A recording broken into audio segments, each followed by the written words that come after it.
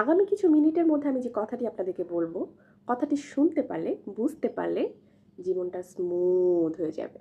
কথাটি কি? কথাটি হলো যে এই যে পুরো বিশ্বে আমরা বসবাস করি, জীবনে বেঁচে আছি, এই পুরো বিশ্বে 100% মধ্যে মাত্র 70% কন্ট্রোল প্রত্যেকটা মানুষের নিজের থাকে। 70% তাও কাদের? যারা কিনা খুব রিচ, প্রিভিলেজড অথবা খুবই শক্তিশালী, কনফিডেন্ট মানুষ, তাদের কন্ট্রোল 70% মতো নিজেদের কাছে থাকে। বাকি 30% ভাগ্যের উপর, বাকি 30% আমাদের সৃষ্টিকর্তার উপর।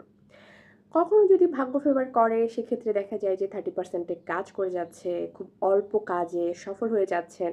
কিন্তু যখন করছে না তখন কিন্তু 70%-এর মধ্যে আপনি সীমাবদ্ধতার মধ্যে থাকছেন।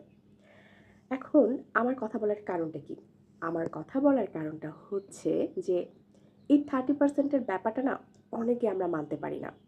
কেউ অল্প পরিশ্রম করে সফল হয়ে যাচ্ছে, আমরা শুধুমাত্র তার অল্প পরিশ্রমটাই দেখছি।